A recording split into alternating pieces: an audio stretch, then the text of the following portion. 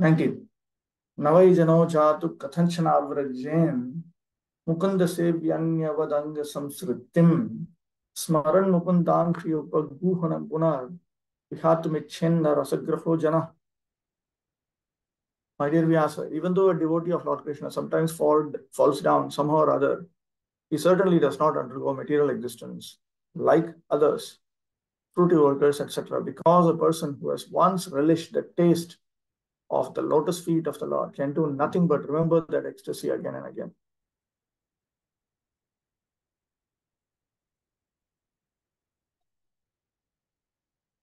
Okay. What is all this? What did it do? I think it dictated. It transcribed a dictation against my nonsense. Okay. Okay, so it was stated earlier by Narada Muni. What inauspiciousness can occur to a person who is engaging in exclusive pure devotional service to Krishna? That person who serves Lord Mukunda, even if he attains the body of a lower species, he does not enter into the cycle of birth and rebirth. So this is quite unlike other persons who are fixed in exclusive engagement in karma, the pathway of karma, the path of elevationism. So this distinguishes the fate of such a transcendentalist is very different from the fate of somebody who's sworn to the path of karma. Why is that? Because such a devotee remembers that he had embraced the lotus feet of Lord Mukunda. And therefore, he does not wish to give up embracing the lotus feet of Lord Mukunda. The idea is this, that once we very honestly engage in service to Krishna in its pure form, Anyabhilashita Shunyam Jnana Karma Dhyanavritam Anukulyena Krishna Anushilanam Bhaktiruttama, then we will not be able to that we have experienced that taste of it. So we will not be able to find it elsewhere.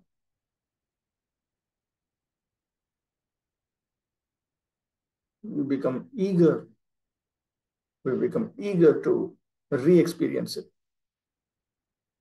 This has been stated by Bhagavan in Bhagavad Gita. Yadate cha tato bhuya samsiddhau kurunandana purvabhyasena tenaiva yate hyavashopisa. By dint of his past practice, his mind again becomes attracted to the process of spiritual elevation. So he endeavors again to move towards spiritual perfection.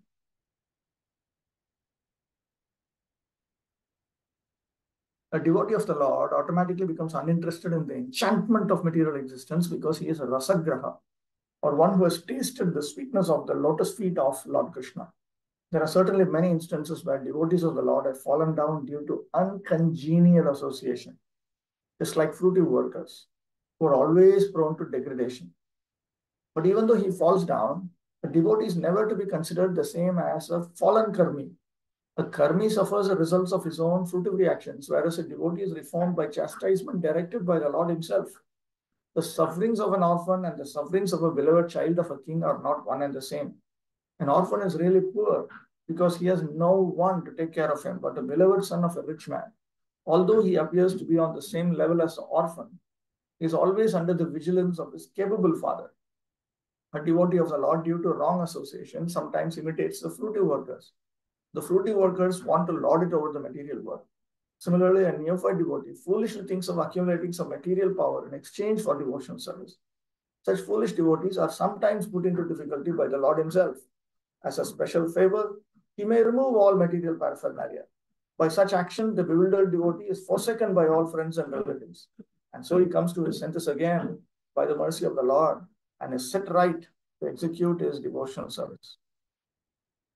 This is a paraphrase of a verse that appears in the 10th canto. In the Bhagavad Gita, it is also said that such fallen devotees are given a chance to take birth in a family of highly qualified brahmanas or in a rich mercantile family. A devotee in such a position is not uh, as fortunate as one who is chastised by the Lord and put into a position seemingly of helplessness. The devotee who becomes helpless by the will of the Lord is more fortunate than those who are born in good families. The fallen devotees born in a good family may forget the lotus feet of the Lord because they are less fortunate. But the devotee who is put into a forlorn condition is more fortunate because he swiftly returns to the lotus feet of the Lord, thinking himself helpless all around. Pure devotional service is so spiritually relishable that a devotee becomes automatically uninterested in material enjoyment. That is a sign of perfection in progressive devotional service. A pure devotee continuously remembers the lotus feet of Lord Sri Krishna and does not forget him, even for a moment, not even in exchange for all the opulence of the three worlds. This is from the 11th canto, in the description of the first class devotee. In other words, if we engage in pure, exclusive devotional service, Uttama Kevala Bhakti, then even if we are not able to continue and due to various offenses, we are thrown into a lower species. Still, that original taste, it has been registered in our souls. So we will get re-attracted to that. And that is exactly what we want. And we don't want anything other than that. So even when we come across a group of mixed devotees or devotees whose status is not clear, Krishna will help us navigate through that and come back to his lotus feet. 20. Idam hi vishwam bhagavan ivetaro yato jagat sthanan nirodha sambhava tadhi swayam veda bhavam sathapite pradeshamatram bhavatah pradarshitam. The Supreme Lord Personality of Godhead is himself this cosmos, and still he is aloof from it. From him only has this cosmic manifestation emanated. In him it rests, and unto him it enters after annihilation.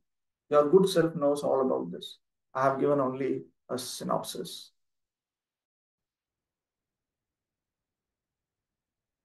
So far, Vyasadeva was advised, was instructed. Primarily, you should describe the pastimes of the Supreme Personality of Godhead. Now, who is that Supreme Personality of Godhead? And what are those pastimes? Anticipating this, Narada Muni speaks the current verse.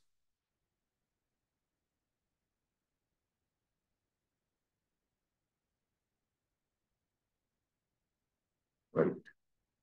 What's wrong? I need to check if the reading is correct.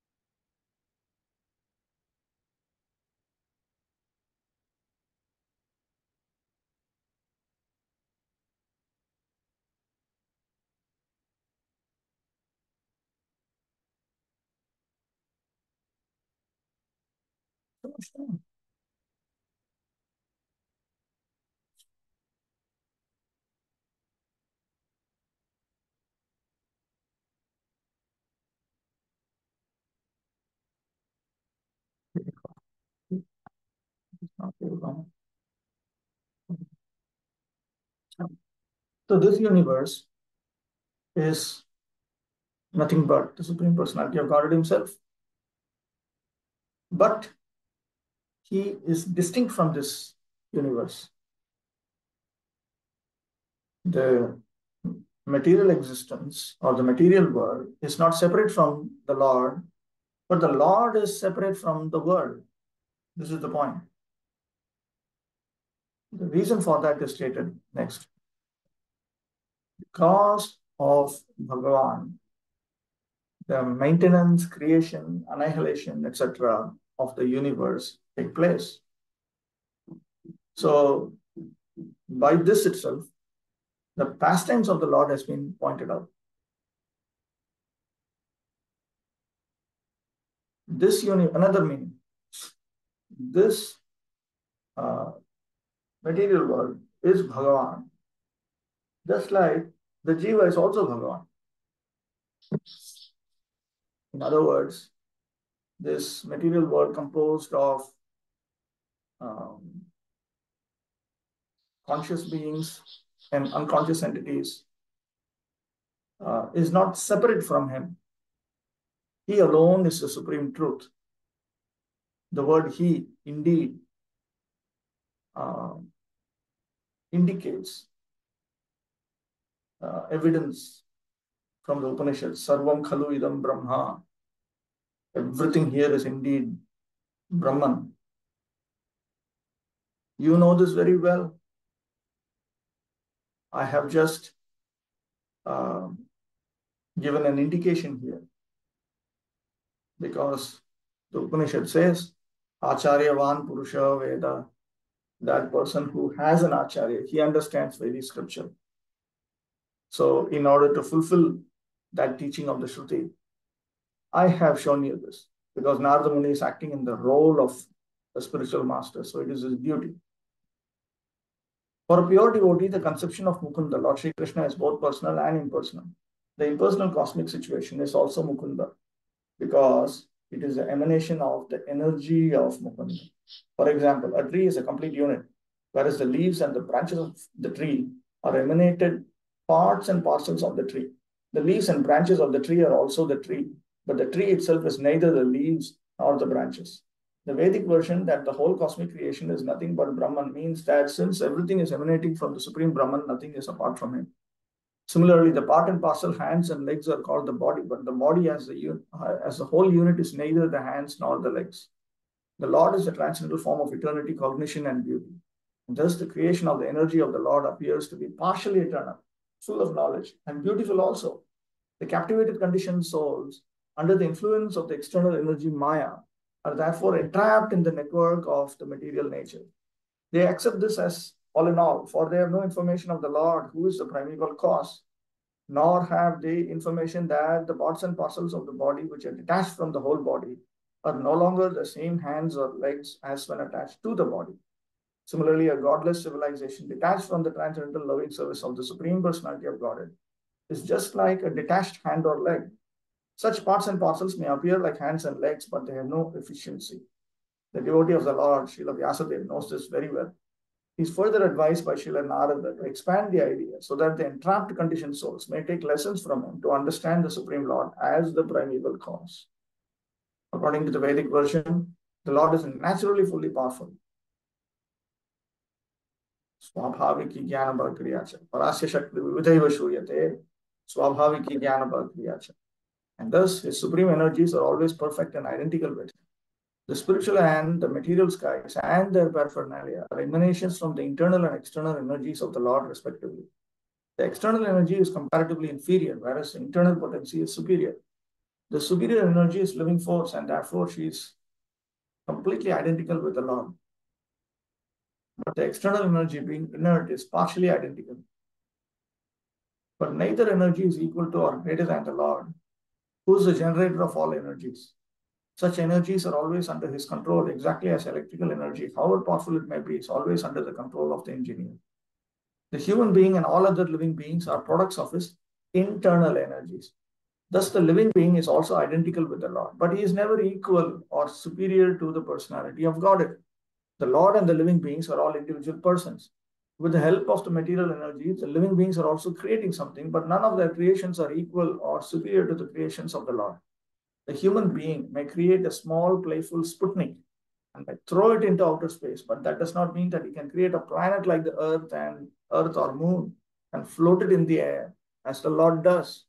Men with a poor fund of knowledge claim to be equal to the Lord.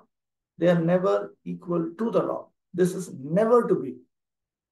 The human being, after attaining complete perfection, may achieve a large percentage of the qualities of the Lord, say up to 78%. But it is never possible to surpass the Lord or to become equal with him.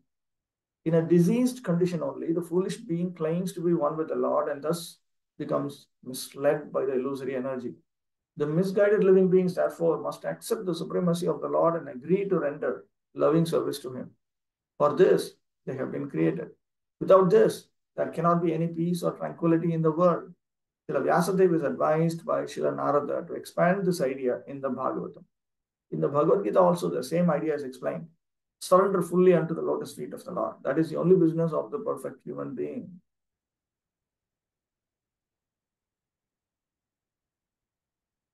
21.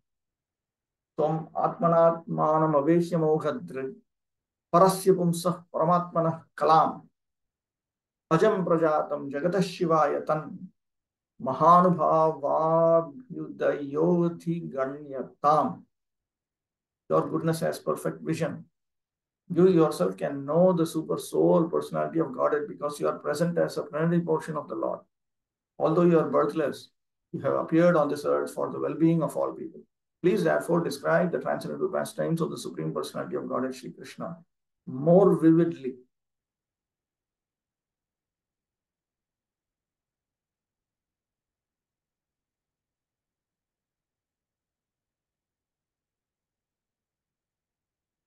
Nacha tava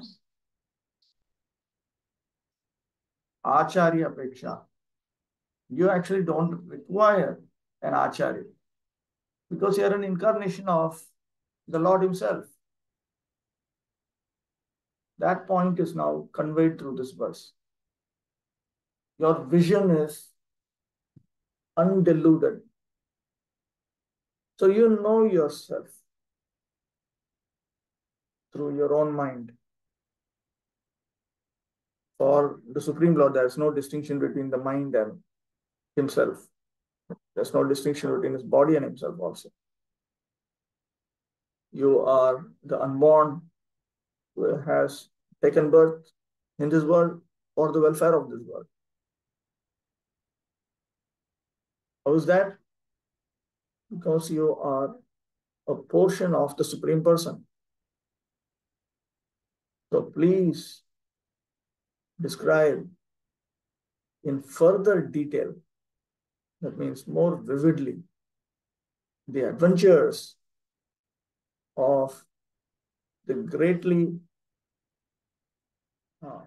experienced Lord Hari, Mahanubhava, Lord Hari, who is most experienced. Vyasadeva is the empowered plenary portion incarnation of the personality of Godhead Sri Krishna. He descended by his causeless mercy to deliver the fallen souls in the material world. The fallen and forgetful souls are detached from the transcendental loving service of the Lord. The living entities are parts and parcels of the Lord, and they are eternally servitors of the Lord. All the Vedic literatures, therefore, are put into systematic order for the benefit of the fallen souls, and it is the duty of the fallen souls to take advantage of such literatures and be freed from the bondage of material existence. Actually speaking, even though we talk about serving the spiritual master, serving his predecessor acharyas, in serving and understanding Shastra, in reality, it is Shastra that we are obeying. Shastra is nothing but the injunctions of the Supreme Lord Krishna. And the predecessor acharyas are those who successfully follow the teachings of Shastra, who have demonstrated that if you follow the Shastra fully, then you receive this benefit. And the spiritual masters and superior Vaishnavas, they have been sent by Lord Krishna to help implement these teachings in our lives. Which teachings? Scriptural teaching.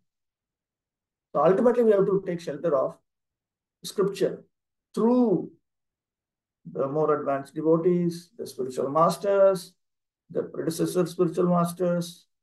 Ultimately, we have to take shelter of these Vedic literatures.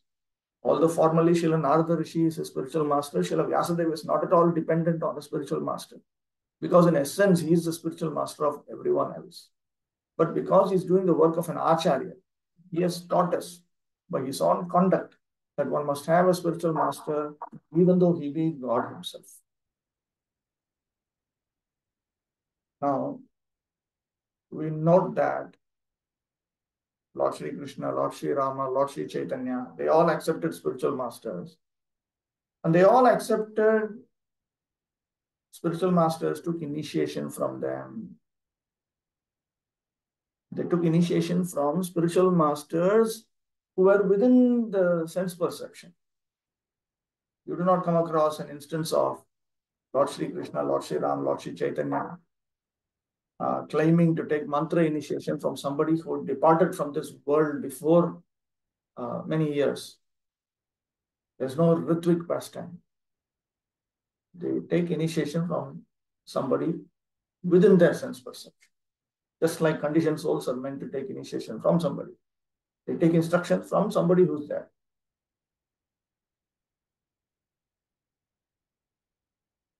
All incarnations of Godhead accepted formal spiritual masters, although by their transcendental nature, they were cognizant of all knowledge.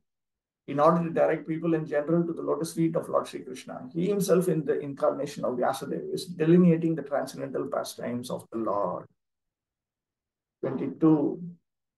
Idam hi pumsas tapasah shrutasya va swishtasya suktasya cha buddhi dattayo avichyatortha kavibhir nirupito yaduttama shloka gunanu varnanam. Learned circles have positively concluded that the infallible purpose of the advancement of knowledge, namely austerity, study of the Vedas, sacrifice, chanting of hymns, and charity, culminates in the transcendental descriptions of the Lord, who is defined in choice poetry.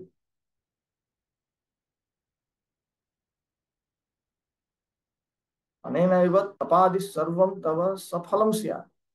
All of the austerities and all of the different things that you did in order to understand the Vedic scriptures. Vyasadeva did many things. In the Vedic system of education, it is not simply opening a book and reading. It means many things. We have to basically obey the scriptures and make spiritual progress, get free from lust, anger, greed, come to the mode of goodness. And we know very well from the scriptures what the mode of goodness is.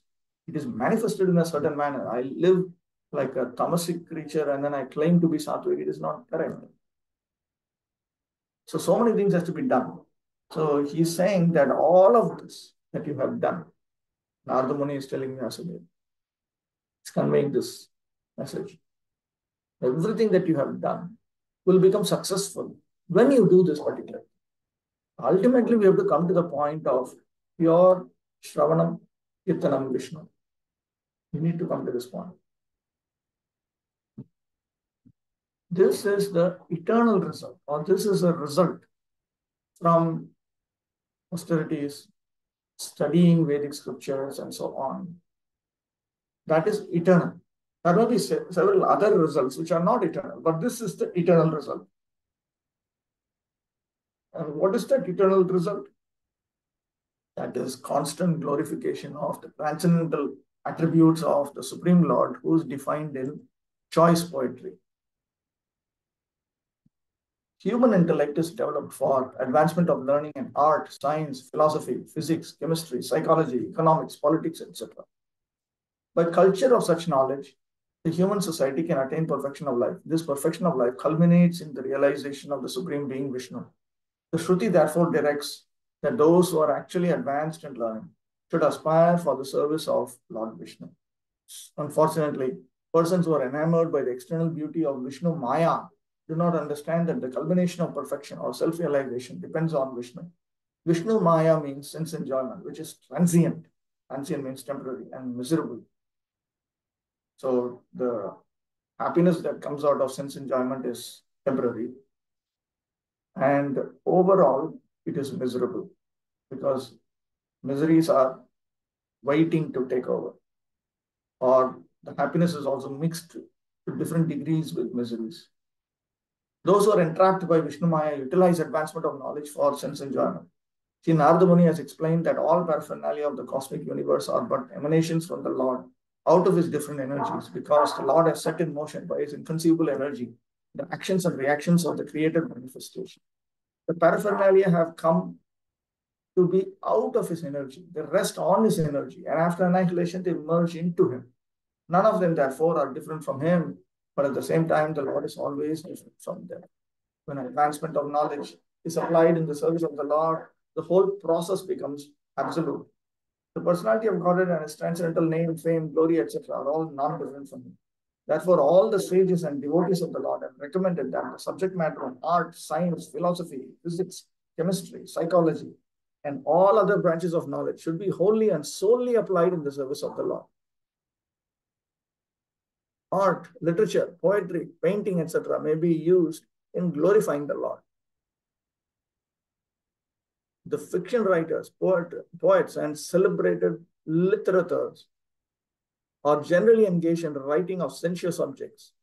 But if they turn towards the service of the Lord, they can describe the transcendental pastimes of the Lord. Valmiki was a great poet, and similarly, Vyasadeva is a great writer. And both of them have absolutely engaged themselves in delineating the transcendental activities of the Lord, and by doing so have become immortal. Similarly, science and philosophy also should be applied in the service of the Lord. There is no use presenting dry speculative theories for sense gratification. Philosophy and science should be engaged to establish the glory of the Lord. Advanced people are eager to understand the absolute truth through the medium of science, and therefore a great scientist should endeavor to prove the existence of the Lord on a scientific basis. Prabhupada actually implemented this by creating the Bhakti-vaibhava Institute. Similarly, philosophical speculations should be utilized to establish the supreme truth as sentient and all-powerful.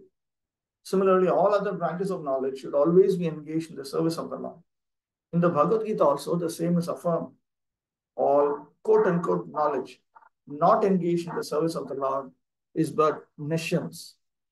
The real utilization of advanced knowledge is to establish the glories of the Lord, and that is the real import. Science, art, philosophy, and all similar activities engaged in the service of the Lord are all factually Harikirtana, or glorification of the Lord. So Prabhupada expected this from his followers. It is not that we just chant Hare Krishna and tell people to engage in Navida Bhakti. We also tell them to utilize all of their talents and everything in Krishna's service. Very, very important. Very, very important.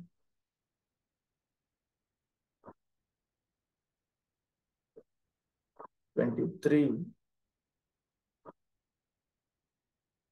Aham puratit bhave bhavam mune dasyastu kasyaschana vedavadinam nirupito balaka eva yoginam shushrushane pravrishi nirvidvikshatam. O Muni, in my past life, in the last millennium, I was born as the son of a certain maidservant engaged in the service of Brahmanas who were following the principles of Vedanta. When they were living together during the 4 months of the rainy season, I was engaged in their personal service.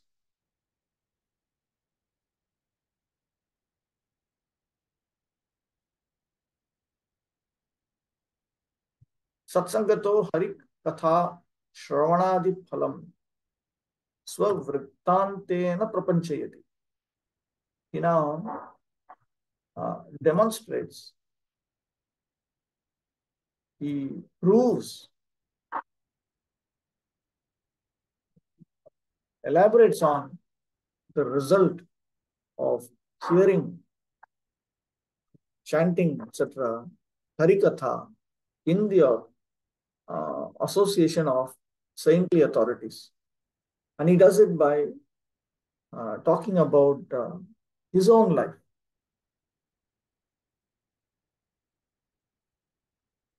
How to understand acharyas are successful predecessors of scriptures, or successful predecessors. They have successfully implemented the teachings of the predecessor, successfully implemented the teachings of the scriptures in the past.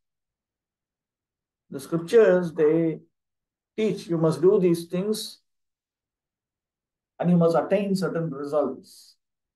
And they have demonstrated that. You do these things and you attain that result in their lives. That you need to examine the history of each and every acharya. You see that how they executed executed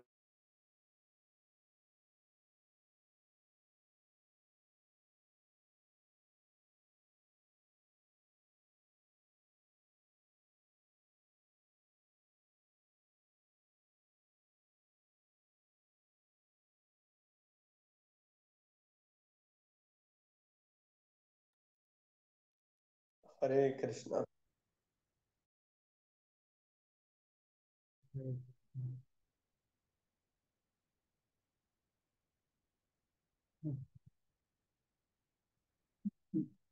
exam हो गया? मैं fail हो गया मैं। जय हो जय हो जय हो। शुभारंभ हुआ है।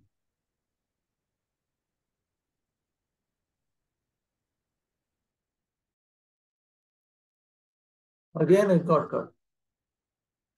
I think that we should turn off everyone's videos. You just turn off your videos. My video also, I'll turn it off. Try your luck with that.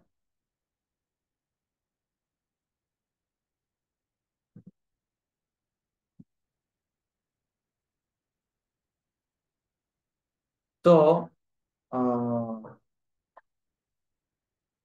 so they have shown that if you execute these things, then you attain these results. And that they have demonstrated in their own lives.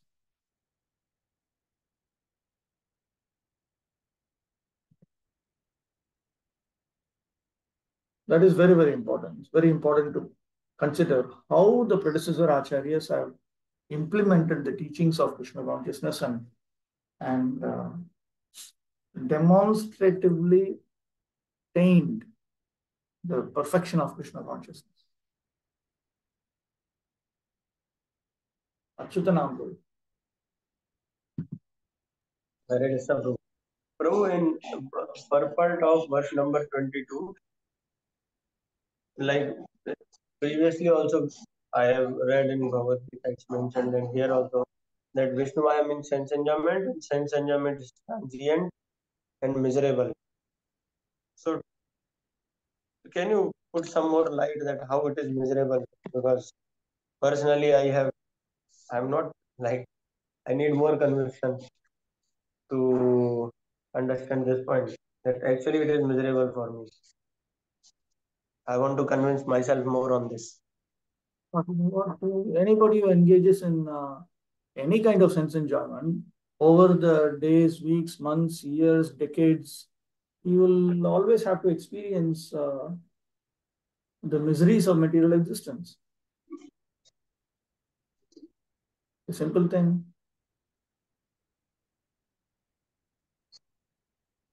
Now, if you say, what's the big thing about it? It's just natural. That means you don't understand what the pursuit of a transcendentalist is. The pursuit of a transcendentalist is to get out of the miseries that are naturally found in material existence. Therefore, the Jnanis, Yogis, and Bhaktas, they aim at Brahman experience or Paramatma experience or Bhagavan experience because they want to get out of material experience. But Prabhu, there is like certain level of happiness, material happiness perceived in the pursuit of sense enjoyment. Yes, that is not denied. It is not denied. So there is a little bit of, there's a drop of happiness. So still I got a drop. How it's miserable? It's okay, but then along with that drop of happiness, you have so much of unhappiness, no? Okay. That is the whole point. If you want unmixed happiness, then you have to engage in spiritual activities. If we want unmixed happiness, or happiness which is not followed by unhappiness, that kind of happiness, then you have to engage only in spiritual activities.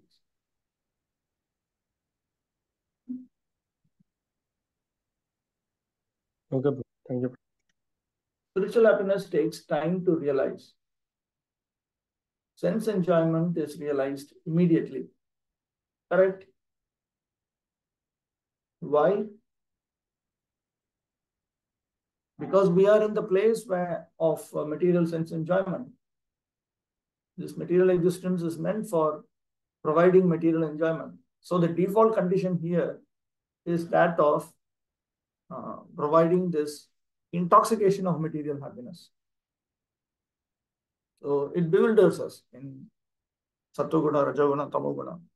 And therefore we are unable to execute pure devotional service to Lord Krishna and experience spiritual happiness. If we need to come out, then it takes time. Just as a person who is drowned inside, he's almost drowning inside an ocean. He's gone deep within. So to take him out and place him on land will take time. And even when you take him out and he's still dripping with water, you have to take him out, dry him out, and so many things have to be done. So spiritual happiness takes time to realize. It's a fact. We know this in Bhagavad Gita, the difference between the effect of Rajoguna and the effect of Sattva-guna. The effect of Sattva-guna is that it resembles poison, but it is going to become nectarian over time. Whereas in passion, it resembles nectar, but it will produce the distress equivalent to taking poison over time.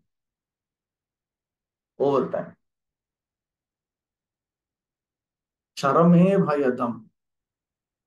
Ramani jana sanga sukham cha sakhe charame bhayadam purushartha haram. Bhaktivinoda Thakur has explained. The association of enjoyable young woman has a certain happiness. Ramani jana sanga sukham cha sakhe. And he's speaking like a friend, my dear friend. Charame bhayadam. At the end, it brings about great fear. It makes us insecure. Because at some point, we will have to experience the cataclysms of material nature. We have to experience the great miseries of material existence, old age, disease, death, and all of this brings about great misery. Purushartha haram. It also takes you away from the ultimate goal. Harinama sutha rasamatta matir bhajagodra makana kunjithum. So therefore, we should become intoxicated by the mellows that come from Harinam by chanting purely. And in that way, we should worship Lord Chaitanya Mahaprabhu. So, over time, the effect is seen over time. Prabhu, what was this verse of Srila Bhaktivinoda Thakurji? This is Godrama Chandra Bhajanopadesha. 20 verses of instructions Bhaktivinoda Thakur has given. Okay, thank you.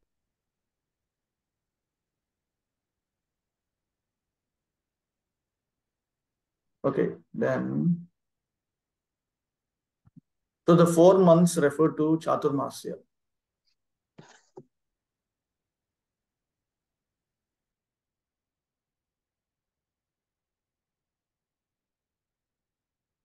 The wonder of an atmosphere surcharged with devotion service to the Lord is briefly described herein by Sri Narada Muni. He was the son of the most insignificant parentage.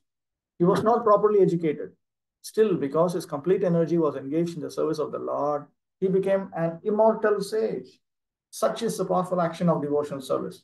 The living entities are the marginal energy of the Lord, and therefore they are meant for being properly utilized in the transcendental loving service of the Lord. When this is not done, one situation is called Maya. Therefore, the illusion of Maya is at once dissipated. As soon as one's full energy is converted in the service of the Lord, instead of in sense enjoyment. From the personal example of Sri Narada Muni in his previous birth, it is clear that the service of the Lord begins with the service of the Lord's bona fide servants. The Lord says that the service of his devotees is greater than his personal service. Mad Bhakta Pujyabhyadhika, 11th canto. Service of the devotee is more valuable than the service of the Lord. One should therefore choose a bona fide servant of the Lord, constantly engage in his service, accept such a servant as the spiritual master, and engage himself in his, that is, the spiritual master's service. Such a spiritual master is the transparent medium by which to visualize the Lord, by which to perceive the Lord, who is beyond the conception of the material senses. By service of the bona fide spiritual master, the Lord consents to reveal himself in proportion to the service rendered. Service means service to the Vapu and Vani of the spiritual master. The bona fide spiritual master is only interested in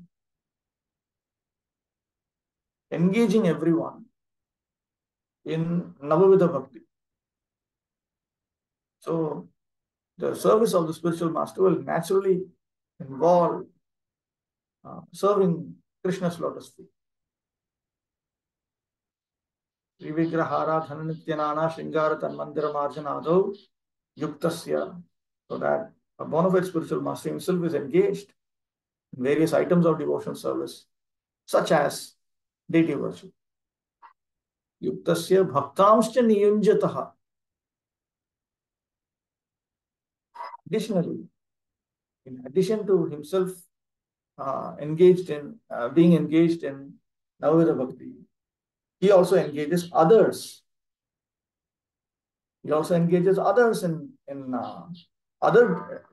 the devotees also in these items, these activities. Such a spiritual master is a transparent medium by which to visualize the Lord is beyond the conception of the senses. By service of the bona fide spiritual master, the Lord consents to reveal himself in proportion to the service rendered. Utilization of the human energy in the service of the Lord is the progressive path of salvation. The whole cosmic creation becomes at once identical with the Lord as soon as service in relation with the Lord is rendered under the guidance of a bona fide spiritual master. It becomes identical with the Lord in the sense that one realizes that it is absolutely under the control of the Supreme Lord. It is absolutely pervaded by the Supreme Lord, and so on. It is nothing but the energy of the Supreme Lord. The expert spiritual master knows the art of utilizing everything to glorify the Lord, and therefore, under his guidance, the whole world can be turned into the spiritual abode by the divine grace of the Lord's servant. 24. He mai apeta kila chapaler bhake ante dhrita vidana kenu vartini chakruh kripam yapi tulya darshana Shishtu Shamane Maniyolpa Bhashini. Although they were impartial by nature, those followers of the Vedanta blessed me with their causeless mercy. As far as I was concerned, I was self-controlled and had no attachment for sports, even though I was a boy. In addition, I was not naughty, and I did not speak more than required.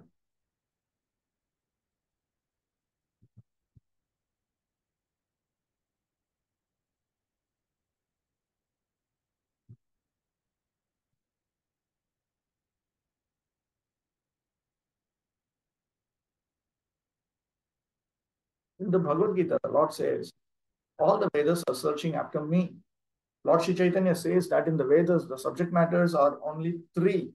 namely to establish the relation of the living entities with the personality of Godhead, to perform the relative duties in devotion service, and thus to achieve the ultimate goal, going back to Godhead. Thus, the Vedanta Vadis, or followers of the Vedanta, are the pure devotees of the personality of Godhead. Such Vedanta Vadis or Bhakti Vedantas are impartial in distributing the transcendental knowledge of devotion service. To them, no one is enemy or friend. That means no one is their personal enemy or personal friend. No one is educated or uneducated. In other words, they don't consider that I will only present the teachings of pure devotion service to the lotus feet of Lord Krishna to those who have certain types of academic education and so on. No one is especially favorable and no one is unfavorable. So they are not especially fond of certain types of people, nor are they especially reluctant to present Krishna consciousness to some other people. Irrespective of ethnic backgrounds, irrespective of all considerations. The Bhakti Vedanta see that the people in general are wasting time in false, sensuous things. Their business is to get the ignorant mass of people to re-establish their lost relationship with the personality of God. By such endeavor, even the most forgetful soul is roused up to the sense of spiritual life. And thus being initiated by the Bhakti Vedantas, the people in general gradually progress on the path of transcendental realization. So the Vedanta Vadis initiated the boy even before he became self-controlled and was detached from childish, sporting, etc.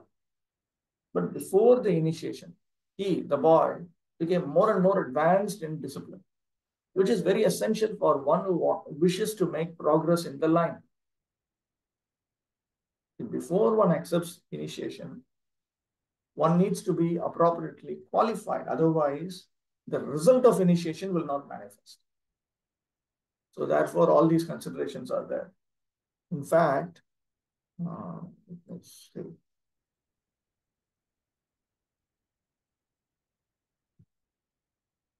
Wait, let me trace this out.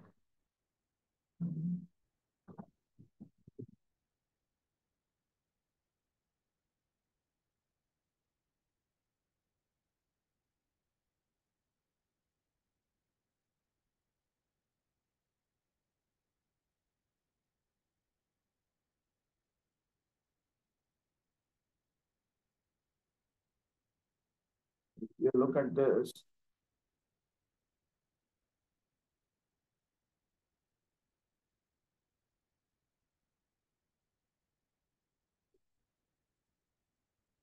First of all, one receives the mercy of the Vaishnava saints.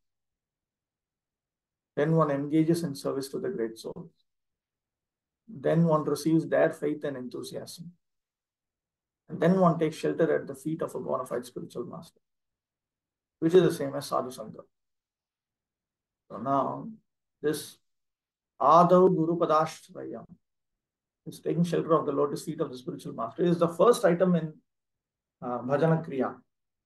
The first item in Bhakti Yoga as taught by Srila Rupa Goswami.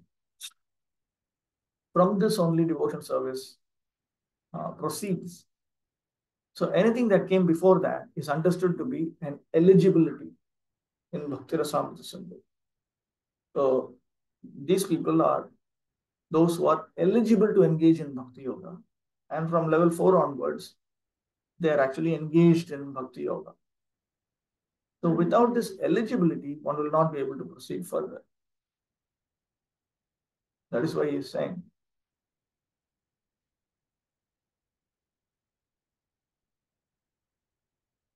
in the system of Varnashrama Dharma, which is the beginning of actual human life, small boys after 5 years of age are sent to become brahmacharis at the Guru's ashrama, where these things are systematically taught to every boy, be he a king's son or the son of an ordinary citizen.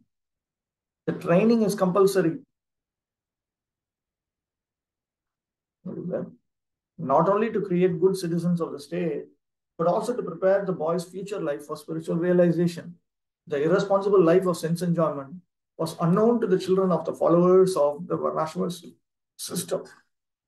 The boy was even injected with spiritual acumen before being placed by the father in the womb of the mother. Both the father and mother were responsible for the boy's success in being liberated from the material bondage. That is the process of successful family planning. It is to beget children for complete perfection. So previously they were quite self-controlled. Married people also, they would engage in sexual activity only between themselves. That also under control, in a proper state of mind. Prabhupada expected that from his followers. And he instructed that they should chant 50 rounds of the Hare Krishna Mahamantra before uniting. Without being self-controlled, without being disciplined, and without being fully obedient, no one can become successful in following the instructions of the spiritual master. And without doing so, no one is able to go back to God. That's a question here. What is the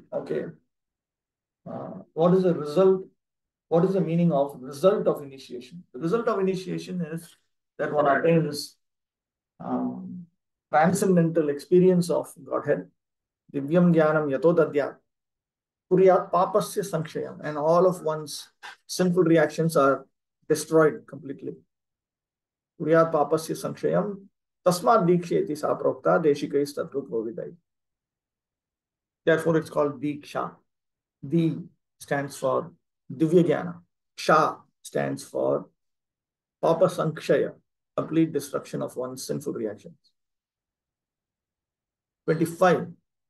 Uchishtalepan anumoditot vijay sakritsma bhunje tadapasta kilbisha evam pravrittasya vishuddha chetasas tad dharma evatma ruchis prajayate. Once only by their permission I took the remnants of their food, and by so doing all my sins were at once eradicated.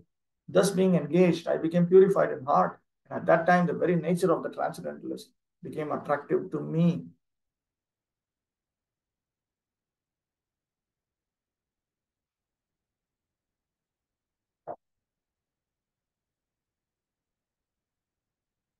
So he was permitted by these twice born to take the remnants that were found on the leaf plates. So by eating, he became, by eating their remnants, he became freed from contamination. And then his mind developed a taste for the dharma that they were executing, which means for devotional service to the Supreme Lord that they were executing. Pure devotion is as much infectious, in a good sense, as infectious diseases. A pure devotee is cleared from all kinds of sins. The personality of Godhead is the purest entity, and unless one is equally pure from the infection of material qualities, one cannot become a pure devotee of the Lord. The Bhakti-vaibhava, as above mentioned, were pure devotees, and the boy became infected with their qualities of purity by their association. By eating once the remnants of the foodstuff taken by them, such remnants may be taken even without permission of the pure devotees. But nevertheless, in this situation, they gave permission.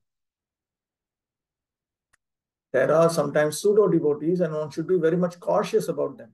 There are many things which hinder one from entering devotional service. But by the association of pure devotees, all these obstacles are removed. The neophyte devotee becomes practically enriched with the transcendental qualities of the pure devotee, which means attraction for the personality of God, its name, fame, quality, pastimes, etc. Infection of the qualities of the pure devotee means to imbibe the taste of pure devotion always in the transcendental activities of the personality of Godhead. This transcendental taste at once makes all material things distasteful. Therefore, a pure devotee is not at all attracted by material activities. After the elimination of all sins or obstacles on the path of devotion service, one can become attracted, one can have steadiness, one can have perfect taste one can have transcendental emotions. And at last, one can be situated on the plane of loving service of the Lord. All these stages developed by the association of pure devotee. That is the purport of this stanza. So association of pure devotee means submissively serving pure devotees. That is what is called association. Not that we try to associate with them as equals, or we have the conception that they know about Krishna consciousness, I also know about Krishna consciousness. Then that is not the Guru Padashraya. That is not sadhu sangha. 26. Tatranvaham Krishna Katha Pragayatam Anugrahena Shravam Manohara Ashradhaya Menu Vadam Vishrim Vata Priyashravasyangam Mama Bhavad Ruchi. Oh Vyasadeva, in that association, and by the mercy of those great Vedantas, I could hear them describe the attractive activities of Lord Krishna. And thus, as I listened attentively, my taste for hearing of the personality of Godhead increased at every step.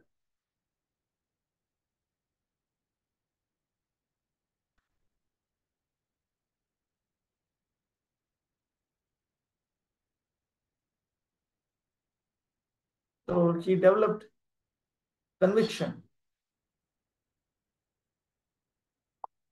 That conviction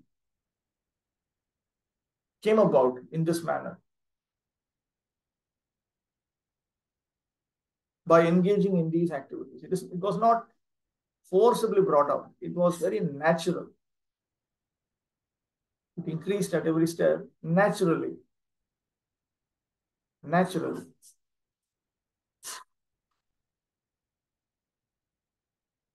Lord Sri Krishna, the absolute personality of Godhead, is attractive, not only in his personal features, but also in his transcendental activities. It is so because the absolute is absolute by his name, fame, form, pastimes, entourage, paraphernalia, etc. Achyutanam Prabhu, you have a question? Prabhuji, in purport of 24th verse, when it is said that Srila Narad Muni was self-controlled, detached, he later became detached. First he was initiated, but before the initiation, the boy became more and more advanced in discipline, which is very essential for one who wishes to make progress in the line. So, for us, discipline will mean what all things. Like one part which I could understand is morning program in a strict sense, but what are the elements of being disciplined for us? We have been given a schedule. Apart from that, see, following these schedules, that is Tattat Karma Pravartana, we cannot avoid them. If we avoid them, we will not progress, and which is a matter which can be very easily verified. But the first three injunctions of Rupa Goswami in Upadeshamrita, that is the preliminary qualification for spiritual progress. First three verses of Upadeshamrita is Shraddha. Then we come to Sadhu Sangha in the next three injunctions of Upadeshamrita. So that Sadhu Sangha is nothing but taking shelter of the bona fide spiritual masters and so on. That, like Narada Muni, he has taken shelter of the teachings of various Bhakti-vaibhavas. But prior to that, one has to accept a life of discipline, which is the proof of one's Shraddha. So immediately we come to Vacho Vegam, Manasah Krodha Vegam, Jitva Vegam, Dharapastha Vegam. We need to control these urges, as Prabhupada points out in the purport to his verse, to the first verse of Upadeshamrita. And we need to keep away from Atyahara, Prayasa, Prajalpa, Niyamagraha, Janasanga, Laulya. And we need to immerse ourselves into a life of Utsaha, Nishchaya, Dhairya, Tattat Karma Pravartana, Sangatyaga, Sadhu Vritti. So this is what we are expected to do. So this is what is the preliminary requirement.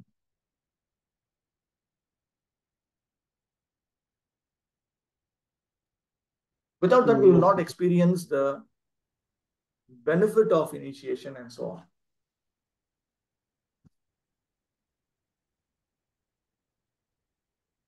Is that clear?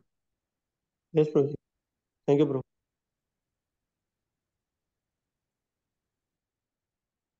Should we also taste the remnants of pure devotees? Yes, of course. What about Bhakta Padajar, Padadhuli? Yes, that also we should take. Correct only. We should take Charnamrita of the lotus feet of pure devotees of Krishna. Should put the dust on their head. We should be genuinely respectful to pure devotees of Lord Krishna. It's a fact. Otherwise, it's practically impossible to make any spiritual progress. No tangible progress we can make.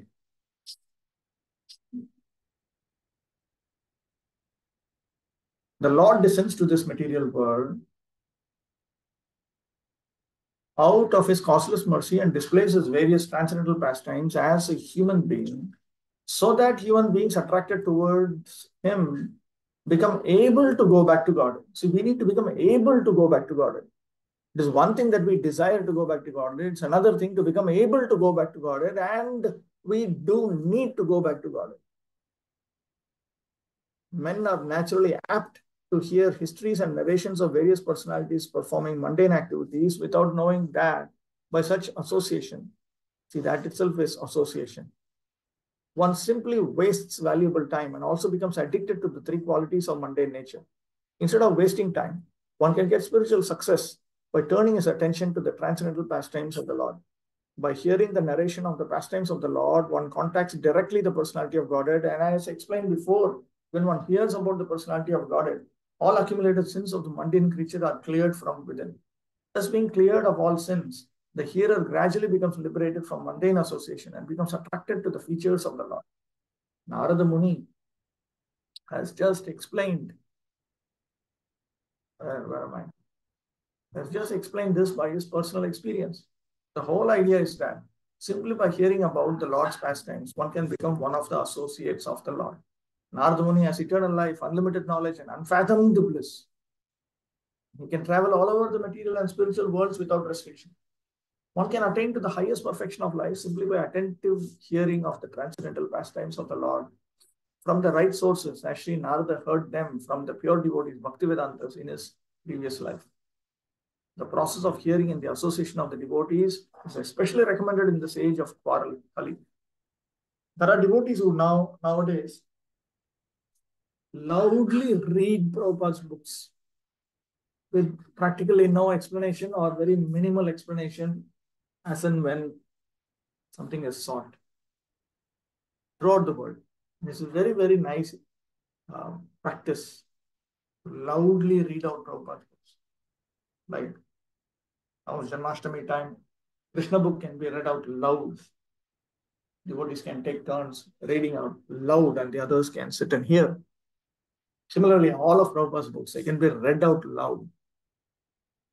Very, very nice habit. It's a very, very nice habit.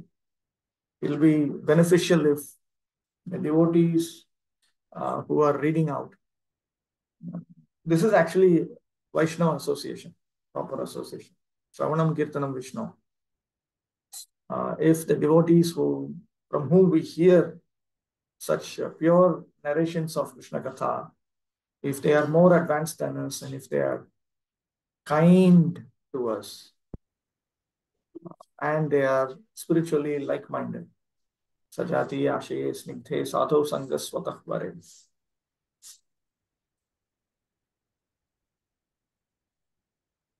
27. Tasmim stada labdhar rucher mahamate priyashravasya skhalita matir mama yasyahame tat sadasat swamayaya pashye mai brahmani kalpitam pare. Oh, great sage. As soon as I got a taste for the personality of Godhead, my attention to hear of the Lord was unflinching. And as my taste developed, I could realize that it was only in my ignorance that I had accepted gross and subtle coverings. For both the Lord and I are transcendental.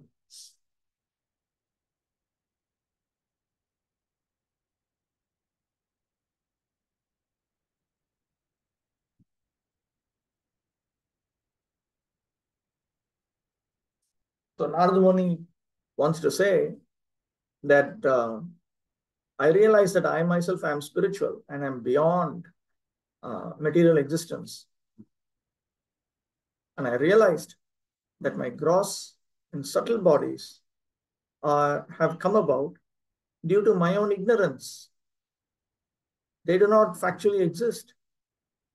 So at that very moment, I could realize that.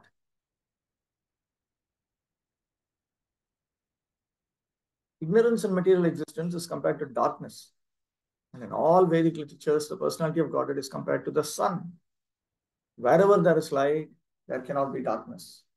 Krishna Surja Sam, Maya Hoy Andhakar, Jahan Krishna Taha Nahi Maya Rathikar. Maya has no eligibility to come before Krishna's presence. Hearing of the Lord's pastimes is itself transcendental association with the Lord, because there is no difference between the Lord and his transcendental pastimes. To become associated with the supreme light is to dissipate all ignorance. By ignorance only, the conditioned soul wrongly thinks that both he and the Lord are products of material nature. But in fact, the personality of God and the living beings are transcendental and they have nothing to do with the material nature. When ignorance is removed, it is perfectly realized that there is nothing existing without the personality of Godhead, then nescience is removed. Since the gross and subtle bodies are emanations from the personality of Godhead, the knowledge of light permits one to engage both of them in the service of the Lord. The gross body should be engaged in acts of rendering service to the Lord, as in bringing water, cleansing the temple, or making obeisances, etc. The path of Archana, or worshipping the Lord in the temple, involves engaging one's gross body in the service of the Lord. Similarly, the subtle mind should be engaged in hearing the transcendental pastimes of the Lord, thinking about them, chanting his name, etc. All such activities are transcendental. None of the gross or subtle senses should otherwise be engaged.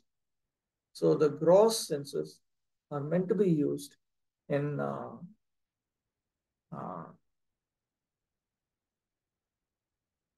Pancharatrika Vidhi. And the subtle senses are used for, or the knowledge acquiring senses are used for Bhagavata Vidhi. Specifically, the mind is used for Bhagavata Vidhi. Because we need to do everything attentively in Bhagavata Vidhi.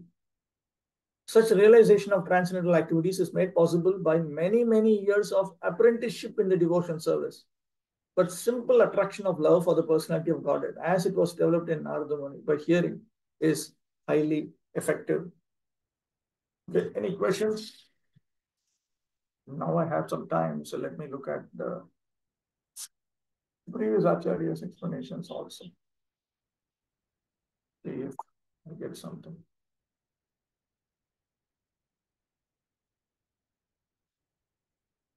Yes. So here we see that Narada Muni's attention to hear the Lord was unflinching. So how to attain this?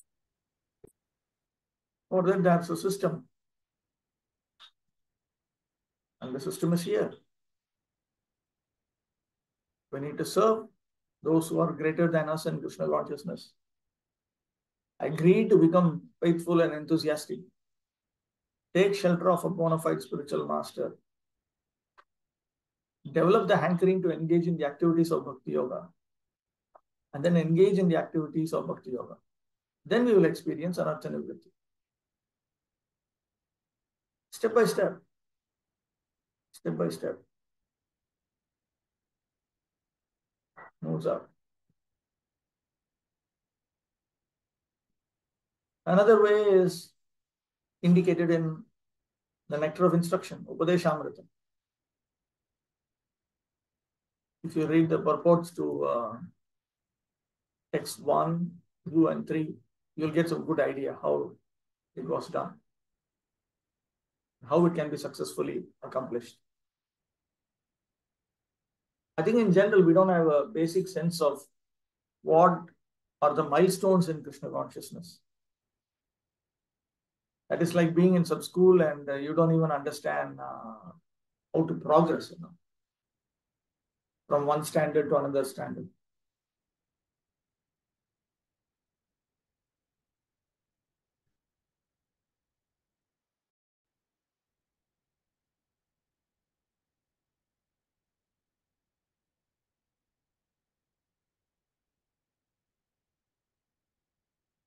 Prabhupada has more or less brought out all the points from Vishwanath Chakravarti Thakur.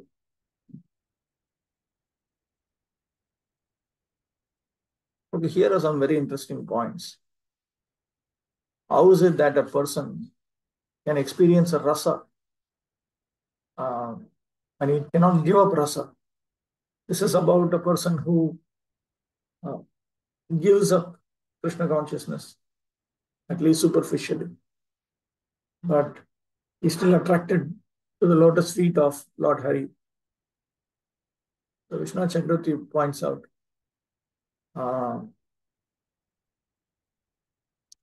rasa is actually experienced at the state of rati, also known as bhava bhakti, which comes at the end of asakti, after ruchi and after nishtha. But भजनस्य प्रथम आरंभ दिनेपि प्रच्छन्नतया रसांशत्वम् अस्त्येव. Rasa exists in a small portion, in a covered form, from the first day of engagement in bhajana kriya, as it is stated in the 11th canto, 11.2.42. Right from the beginning, the devotee experiences an attraction to the Lord, a rasa, detachment and renunciation, as well as knowledge and understanding and realization. Bhakti pareshana bhavo viraktir anyatra cha. So, when one executes bhajana kriya without break, then very quickly one attains Lord Mukunda, who is the object of one's devotional service. So why should one have a doubt about this?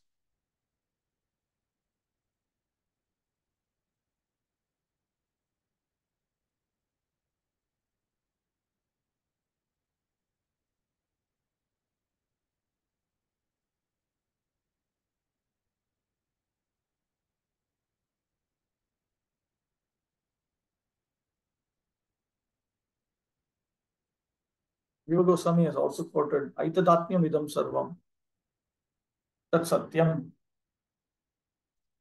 Everything in this universe has the Supreme Lord as its ultimate Atma.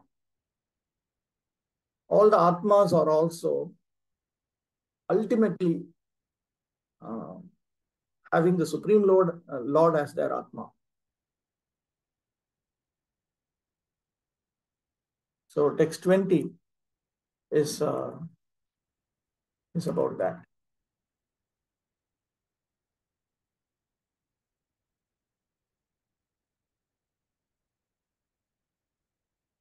Idam hi vishwam bhagavan iva. Vishwanath Chakravarti Thakur says, this world refers to the world of our experience. And the word iva, like, indicates that the Supreme Personality of Godhead is like this world. He is like a conscious being. He is like the Lord who has a form of bliss. It is not directly and absolutely Bhagavan, because his form is Sachidananda.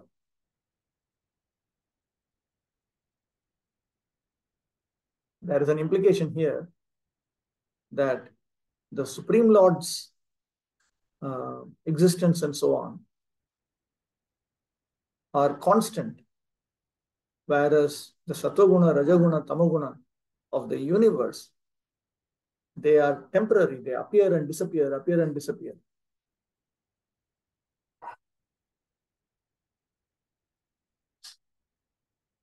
The instance of Sarvam Khalvidam Brahma that was quoted, that points out that everything in this world, it's an extension of the Supreme Brahman, because it is an effect of the Supreme Brahman.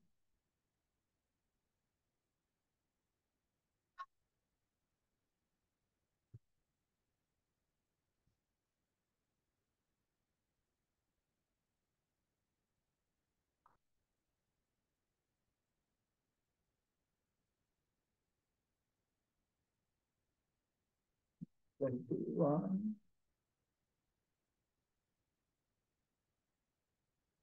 Krishna has been referred to as Mahanubhava in text 21 because he has manifested more of his prabhava, his impact, than even the source of all the incarnations.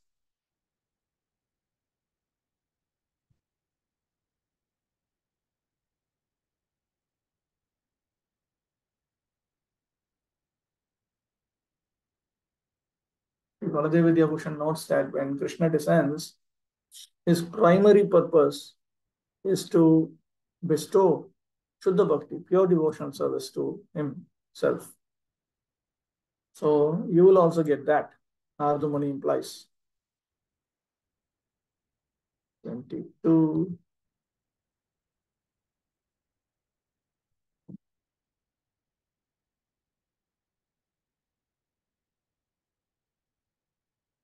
तदेवं धर्मान् परित्यज्य भक्ति एव कृतार्थी भवति इति उक्तम्. Krishna Chakravarti Thakur notes that the instruction that has been given so far is just abandon all of these Vedic dharmas. And when one does that and simply executes devotion service unto Krishna, then he becomes fully successful. Now, there may be a devotee who may have a hankering to engage in certain dharmas. So then, those dharmas should also be executed with Krishna Bhakti.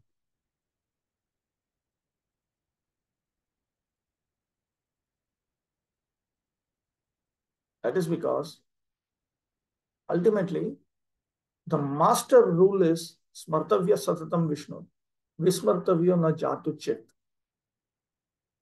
So all the dharmas need to be executed with this. Sarve vidhi nishedasyo retayoreva kinkara. Also in the 11th canto, the Supreme Lord also says that.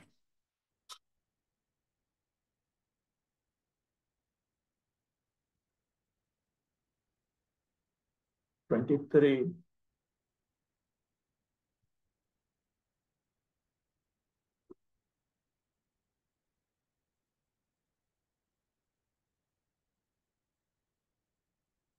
It is only by the, how do I explain Yadrichika? It is only by the sweet will of and the mercy of the devotees of the Supreme Personality of Godhead that one can develop devotional service as characterized here as being pure. Austerities and so on are not the causes for such pure devotion service unto Lord Hari. So this he demonstrates by bringing out his own history.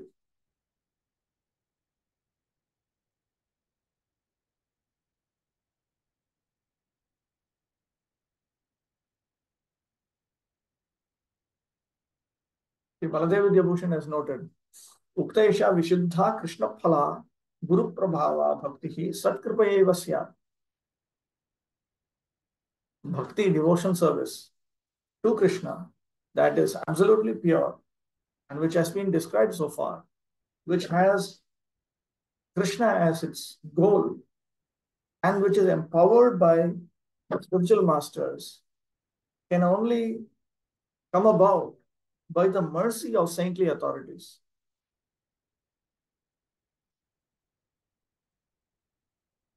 '24.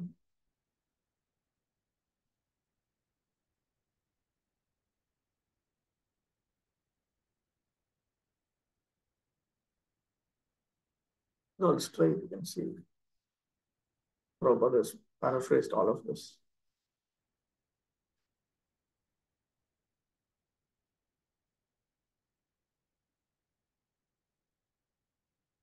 One interesting point that Vishwanath Chakravarti Thakur makes is there are two types of mercy. There is material mercy and spiritual mercy.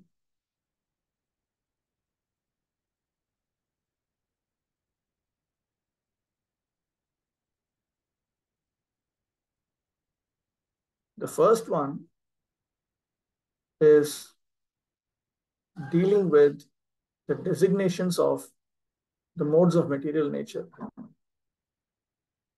And when these modes of material, the effects of these modes of material nature are taken out, when one does not have auspicious qualities, then one develops dvesha and so on. One develops hatred. The second type of mercy, this is of those who are supremely fixed in devotional service and who have already crossed over material existence. This is absolutely unconditioned. And souls like this, they bestow such mercy to everyone. This is indicated in the 10th canto.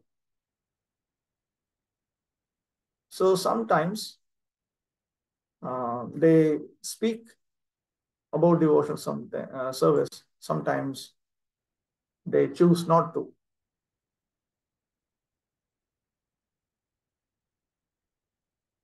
So up to now, up to text 24, Satam Grupa, Mahat Seva, Shraddha, Guru Padashraya. These four statuses have been indicated. Satkripa, Satseva, Shraddha, Guru Ashrayanani, Darshitani. 25.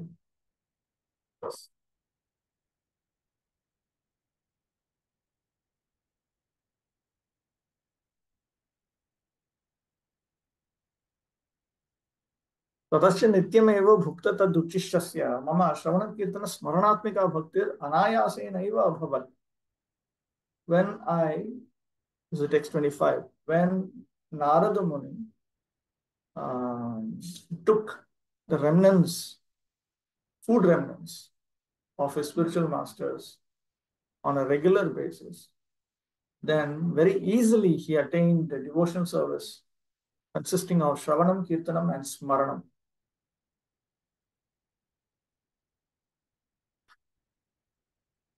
So the point to be made here, the point to be understood here is if anybody else also engages in this manner and also takes the remnants of such advanced devotees, then they also attain the taste that they have. Evam bhajaneshu spriha bhakti anarthapagama tatah nishtha ruchir.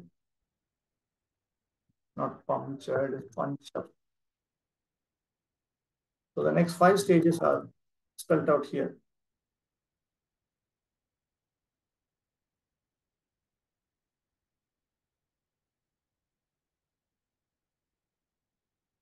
Bhakti sprikha, bhakti anartha nivritti,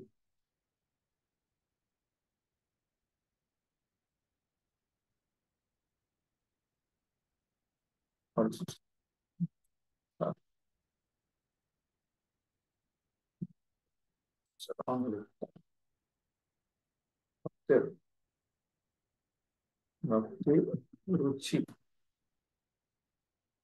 Okay. Then 26.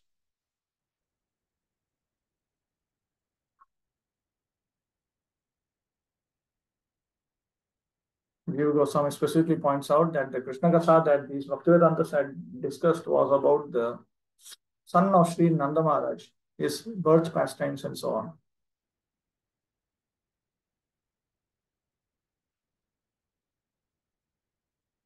Because by hearing about them, one develops detachment, as stated in 10th canto.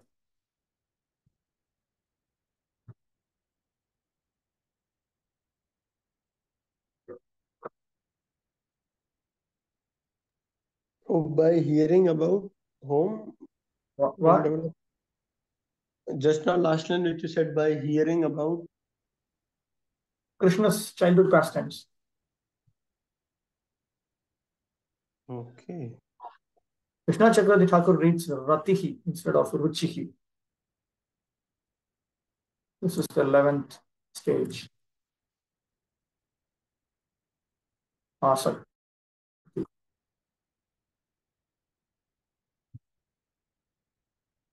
10:27.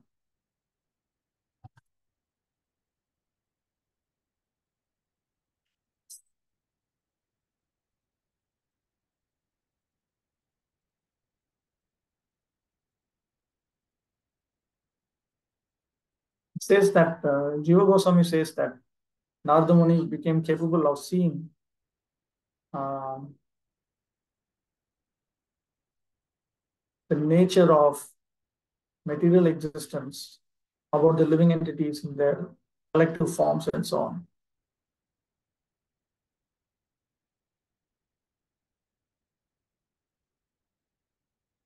Krishna Chakravarti Thakur's explanation appears in Prabhupada's presentation.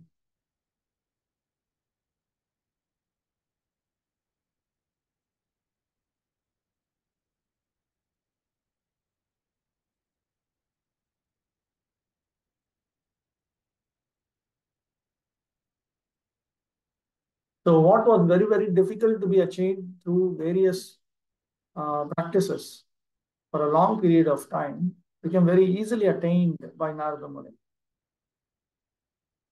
You have a question? Yes. Yes. Prabhu, if this remnants of pure devotee are not available in one's case, then what is the remedy for it? Then one should serve them until they develop confidence and so on. Like that. And then they will automatically give one day. They may give. They may give. They may choose not to give. But at least there's a better chance.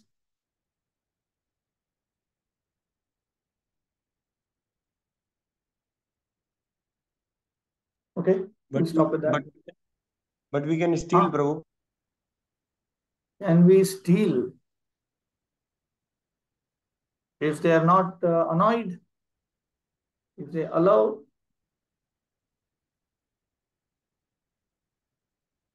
If such pure devotees, if they allow, it's okay. But we should also know whether somebody is actually so pure or so and so on. That is why everything has to be seen through effect. Somapati Prabhu. Hare Krishna. So here in this purport, 24th sloka, Prabhupada is writing that such Vedantavadis are Bhakti Vedantas. To them, no one is enemy or friend. No one is educated or uneducated. So, in preaching, we see that if one is not educated, they cannot understand the philosophy. So, they simply come and take prasadam and go away. So, we are partial to them. So, what to do? No. It's not that there's no discrimination. There's no personal discrimination. There's no discrimination in terms of he likes me, therefore he is better suited to Krishna consciousness. There is a consideration of whether that person likes Krishna or not. If that person is accepting Krishna's mercy more and more and more, then we feel like helping that person more and more in Krishna consciousness. Discrimination is there, but discrimination is not based on whether we like that person or not. Rather, it is whether that person likes Krishna or not.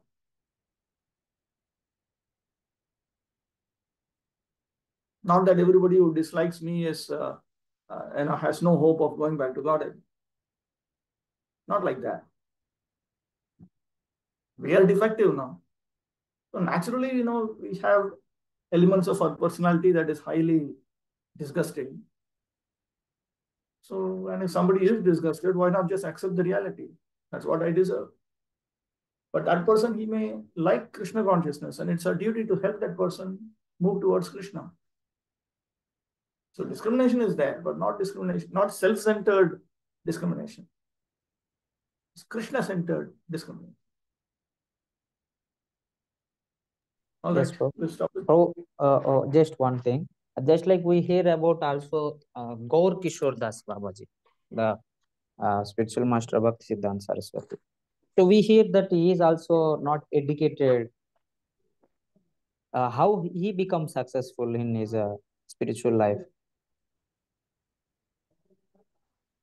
He was dedicated to the activities of Krishna consciousness. He was just not very interested in spreading Krishna consciousness because reaching Krishna consciousness requires Krishna's empowerment and Krishna's will. So in that particular situation, he was not interested. This is Bhajananandi, that's all. You don't have to become a Goshtyanandi to go back to Godhead. You need to please Krishna. Krishna takes care of bona fide Bhajanandis. Just Goshtyanandis get the glory. Bhajanandis never get the glory. They're not celebrated. That's all. Okay? But we are not Bhajananandi. We are neither Bhajanandis nor Goshtyanandis. We are aspiring to become Goshtyanandis. We find happiness in material life. This is neither Bhajanananda nor is it Goshtyananda. We are trying to serve the great acharyas, whether they are Bhajananandi Mahatmas like Jagannath Das Babaji, Gaur Kishore Das Babaji, or whether they are Goshtyanandis like Bhaktivinoda Thakur and Bhaktisiddhanta Saraswati. Our duty is to serve, make spiritual progress at our level. We are not actually capable of a pure Goshtyanandi spreads Krishna consciousness by the power of his own spiritual realization. We are not supposed to do things like that. What we call preaching in ISKCON is actually preaching Prabhupada's realizations. The realizations of these perfect souls, not preaching our realizations. Our realizations only when they match. That is allowed. But when you become a perfect Goshtyanandi, then your own realizations will always match the realizations of the liberated acharyas. So they preach unbridled, without being restricted, without any constraint.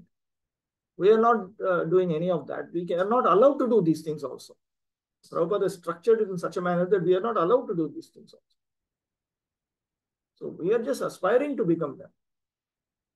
Krishna will take care of all of our spiritual needs at the right time. We should just do what we are told. So we are told to preach. That's what we are preaching.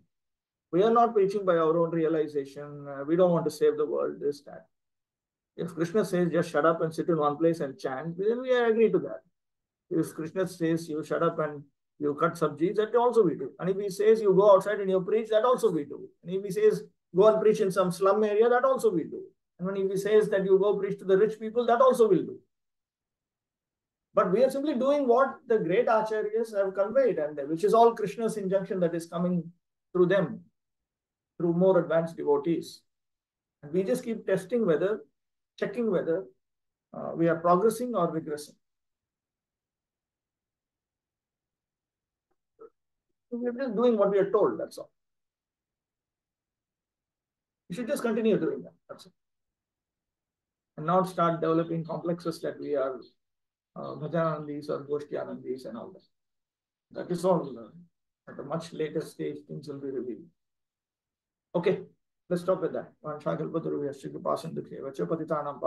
Vaishnavibhyo namo namaha.